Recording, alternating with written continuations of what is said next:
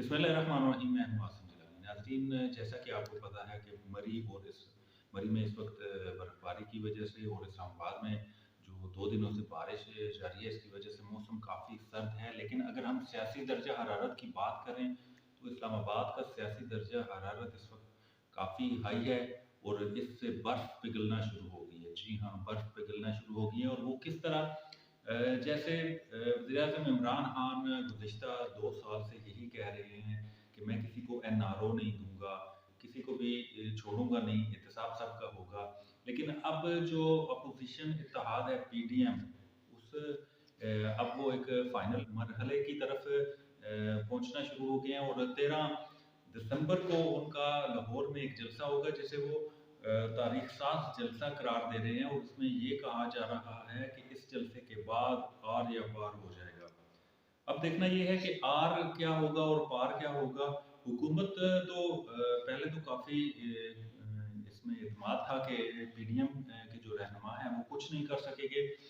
लेकिन आज जो पीडीएम का सरबराही इजलास था मौलाना फजलुर रहमान की सरबराही में, उसमें बड़े अहम फैसले किए गए हैं और नवाज शरीफ जो साबिक वज़ीर आज़म हैं उनकी तरफ से एक तजवीज़ पेश की गई कि जो भी अपोज़िशन इत्तेहाद है उसके तमाम अरकान जो हैं वो अपने इस्तीफ़े मौलाना फजलुर रहमान साहब के पास जमा करवा दें, ताकि वो जब मुनासिब समझे तो स्पीकर को पेश कर दें। यहाँ पे आपको ये बताते चलें कि जब अपोज़िशन इत्तेहाद पीटीएम की तहरीक तेज़ होना शुरू हुई, मुल्तान के बाद लाहौर में जलसा इन्होंने 13 दिसंबर को करना है, तो इस हवाले से जो भी इनकी गवर्नेंस मीटिंग हो रही है, मरीम नवाज़ की जो कल की रैली थी लाहौर में, उसके बाद और इसी तरह उनके खिलाफ जो एफआईआर्स का इंदराज हो रहा है। इसके बाद एक ये तासुर पाया गया है कि हुकूमत जो है उसने अपने लचक दिखाना शुरू कर दी है और एहसन इकबाल जो नून लीग के रहनुमा हैं और साबिक वफाकी वज़ीर भी हैं, उन्होंने ये दावा किया है कि हुकूमती शख्सियात की जानिब से राब्ते किए जा रहे हैं पीडीएम से कि वो थोड़ा-सा हाथ हौला रखें। अब देखना ये है कि पीडीएम का इस पर क्या लाया अमल होगा। बज़ाहिर पीडीएम की जो क़यादत है उसने तो कह दिया है कि अब हुकूमत के साथ मुज़ाकरात करने का वक़्त अब ख़त्म हो चुका है। तो अगर वक़्त ख़त्म हो चुका है तो क्या अब हुकूमत इस पर लाया अमल बनाएगी कि कैसे वो जो अपोज़िशन इत्तेहाद है उसको टैकल करे। ये देखना बहुत ज़रूरी है। दूसरी जानिब मौलाना फजलुर रहमान ने कहा है कि तमाम जो अपोज़िशन इत्तेहाद में शामिल जमातें हैं, उनके चाहे वो पार्लियामेंट के अरकान हैं या सूबाई असम्बलियों के अरकान हैं, वो अपने इस्तीफ़े 31 दिसंबर तक अपनी पार्टी क़यादत के पास करा दें।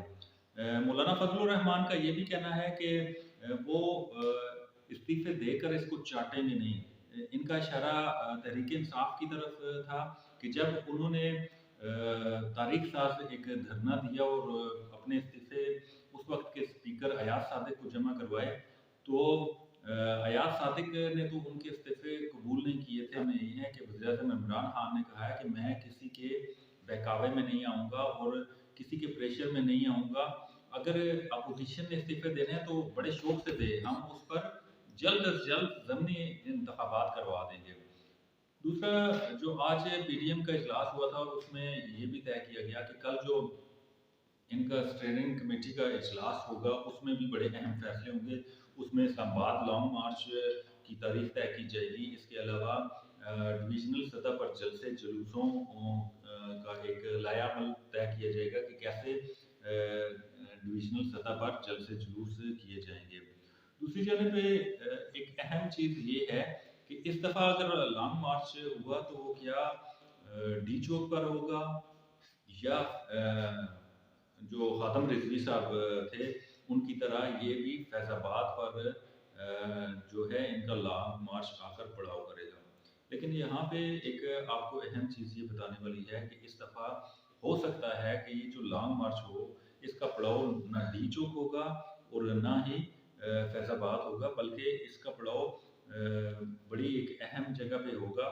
और इस हवाले से अभी इंतज़ार करना होगा कि क्या वाक़ई जिस मकाम का वो चुनाव करना चाह रहे हैं, वहाँ पर ये दे सकेंगे कि नहीं।